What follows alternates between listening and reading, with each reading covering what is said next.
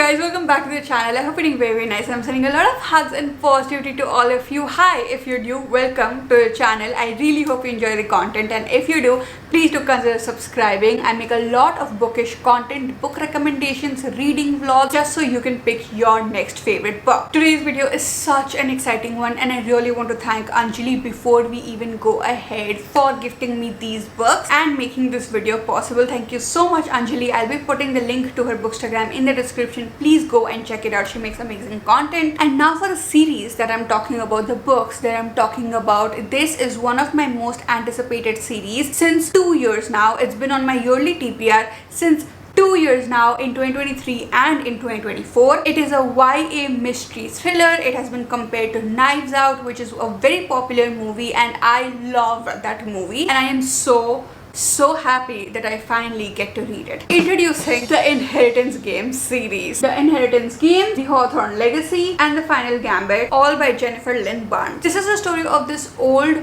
billionaire who dies, and everybody is expecting him to leave his $1 billion fortune, his $1 billion legacy to his family, but he leaves this entire inheritance to this random girl called Avery, and we have no idea why. I am so excited. I don't know when I'm going to read the series because I am in the middle of another video. This was a lie because I dropped the other series, the other reading vlog I was doing, because I could not contain my excitement and started reading it at night itself. Before I knew it, I was on chapter 31, page number 127, and the only reason I was able to keep the book was because I knew I'm making a reading vlog and I wanted to update you guys.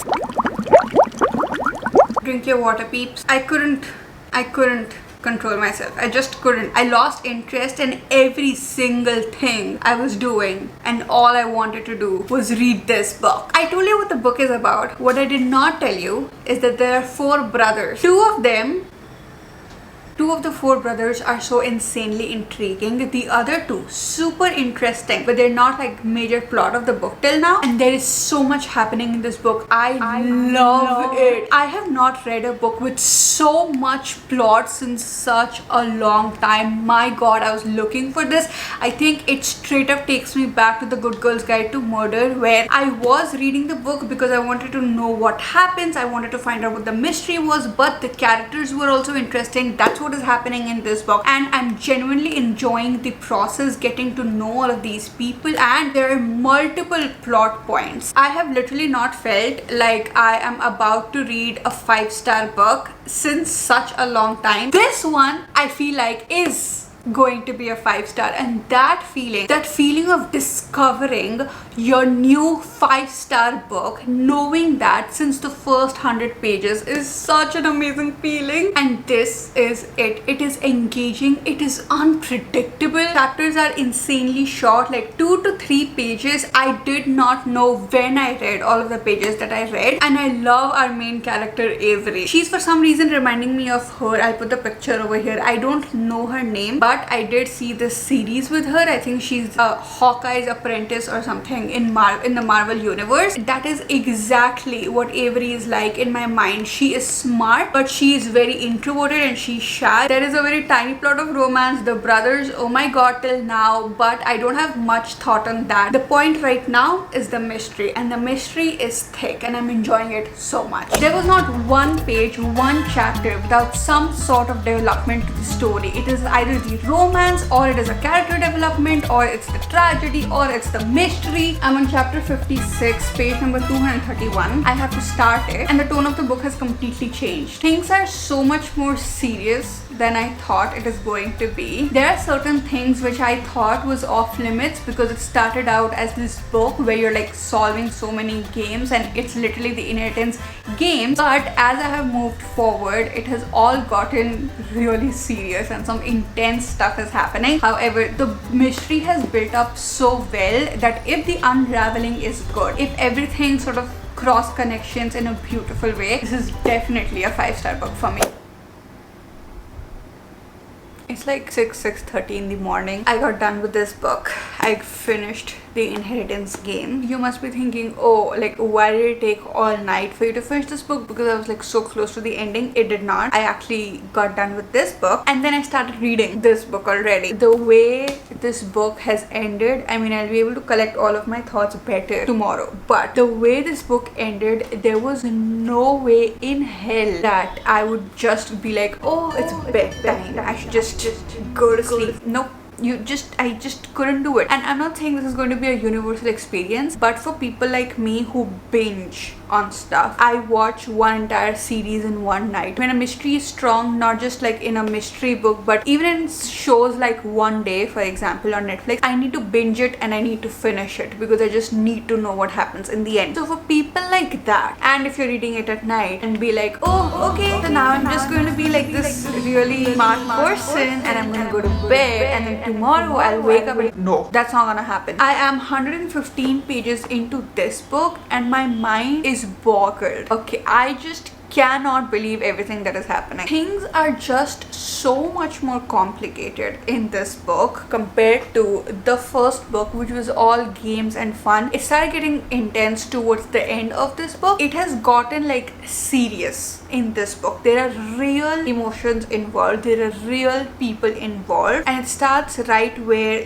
this book ended. Almost exactly where this book ended. It's to the point. There was no like build up to the second book. No, you just finish this book and you just like go right into it, and I love that so much because sometimes when the first book ends on a high and then in the second book you're like, okay, now we're gonna start building up again. I'm just like, God, didn't you do enough build up in this book? I have a feeling that I'm going to be enjoying this one way more than the first book, but I must say the first book, literally the best first book ever. It's the next day or the same day, but I slept and I woke up. Man, this series, I did not know what I am getting into. I thought I did, but I did not. The number of twists and turns, everything that was built up, and I was just waiting for the last few pages for everything to unravel because the mystery was like so much, right? I couldn't wait. And at the same time, the mini plot of romance, oh my god. I don't know if it's because I've not read a romance book since a long time, or is it because the romance in this book is just that intriguing even though it's for like 2 seconds. But the mystery part of it, the game part of it, the story development, I have never read such a fast-paced book. I read this book so quick, and not even because like my reading speed is good, because I've read it quite slowly according to my reading speed, but I just can't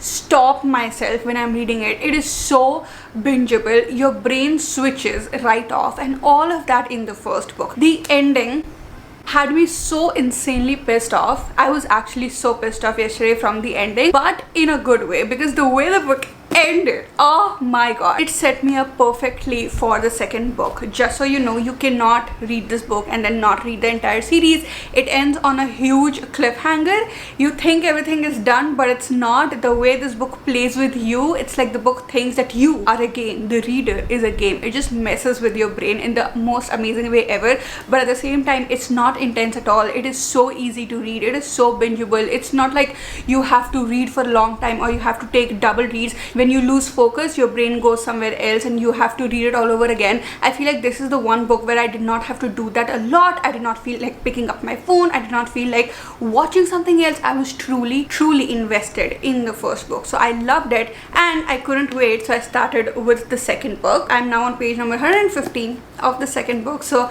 I'm just gonna go ahead and read, but my god, this is the best first book that I have ever read. Moving on.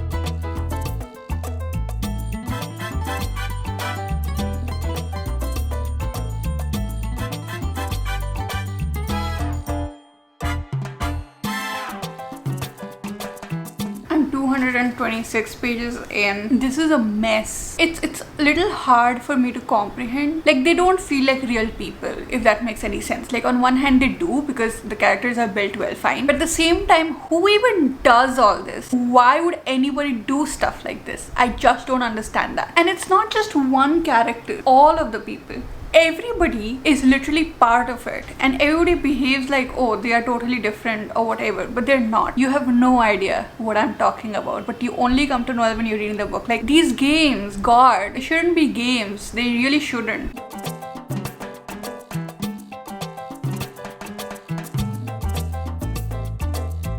For a small eternity, nothing in the world existed outside of that kiss. What is going on? I can't.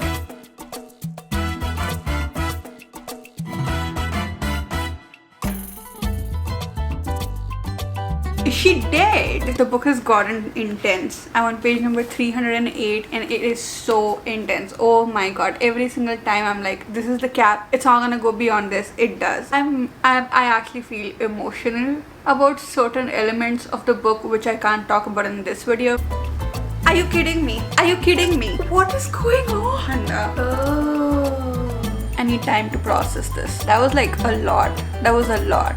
I'm done with the book, but I think I'll be giving you my review tomorrow because that was like a lot. Hawthorne Legacy. I don't know about the first book, but this one, the second part, is definitely a 5-star. The Inheritance Games, sometimes I'm like, oh, it is a complete 5-star book. What an amazing first book, blah blah blah. But then sometimes I'm like, is it really a 5-star book? Or is it more like a 4.5 star? So there is a little bit of confusion when it comes to the Inheritance Games, but when it comes to the Hawthorne Legacy, it is a definite 5-star. I have taken some time to digest this book, and every single time I think about it, it is the perfect mixture of so many games that were being played, but at the same time there was so much emotional value to it. Tiny subplot of romance has developed so much more, which became so much more interesting, and there was another subplot going on which I can't really talk about, but that one really stuck with me. The way this book has been written, perfect balance, perfect pacing. It was intense, but it was also light, and I was compelled to read it as much as I could. It just,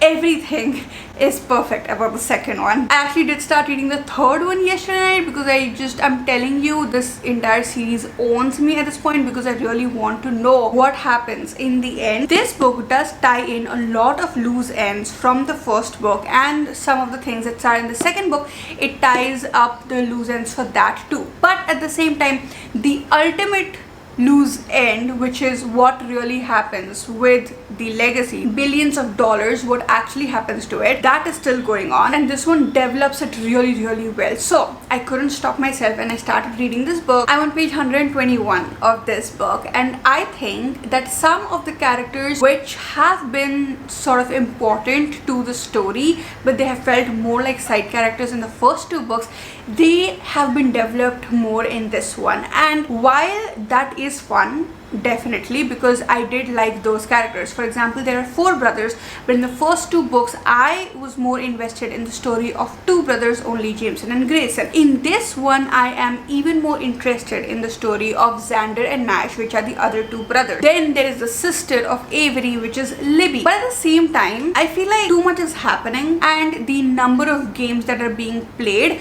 as I said, I think in this video only in the beginning or whatever, I was really worried that this entire series is only going to be about games and mysteries and puzzles, and while that is very interesting and only a mastermind can write such books with like such intensity, with such intense puzzles to solve and how everything comes together, but at the same time I do not want only puzzles that are being solved. In this one I feel like that is happening a little bit. I really hope that it improves as I go ahead. I am now excited to read this book, and I'm gonna finish it today itself, and today itself I'm gonna give you guys the final review of the series. Let's go. I'm on page 247, and while I'm still not enjoying the games that much, I thought that the mystery that's going on in this book is completely different from the first 2 books. It's gonna make no sense at all, like the way the book started, but this is tying up to the first 2 books.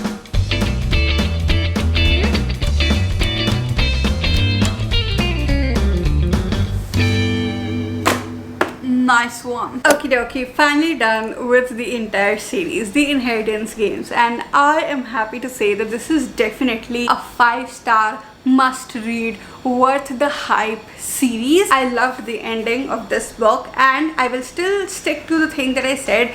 There were just way too many characters, there were way too many games, and I feel like anyhow it is so hard to believe the characters that do the things in this series do the things that they do. It's really hard because I just don't understand what kind of people do this. I mean, is this what rich people do? I don't know. And now even within that, in this book there are so many emotions emotional things that could have just gone deeper, but they did not, because this book became this cooler, oh, there are going to be a lot of games, a lot of puzzles, there's going to be a lot of people, it's going to be a complete mess kind of a book. And so this one was not my favorite, but I did love the ending of the entire series that happened in the end of the book. I loved the sort of epilogue that is there in this book, and I think it sets us up for the spin-off series that is coming out. I've also heard that the spin-off series is, at least the first book, is more about Nash and Xander, and I really want to see what's that like, because I did start gaining a lot of interest in both those brothers. The ending of the romance, the ending of the mystery, there was darkness, it was twisted, but it was also very fun. Such a bingeable read. If you're in a reading slump, you must read the series. Even if you are a teenager, I think 13 to 14 plus years old can definitely read it. And if you're a beginner in the reading world and you're like, what do I start with, and you like puzzles and games and books like that, I think you will love this series and you will see just how good books can get. I still cannot believe that the author was actually able to make all of these puzzles and games and put it all in together in one book. It's just insane. It's a masterpiece. Highly recommend. And with that, we come towards the end of the video. I really hope you guys enjoyed it. I'm trying something new, so whenever you finish reading this series, you can go ahead and watch the spoiler vlog that is going to come very soon. Let me know if you're gonna read this or not. Let me know if you have any feedback for any reading vlogs, whatever it is. I am always here to listen to you. I'll see you guys again very soon. Bye.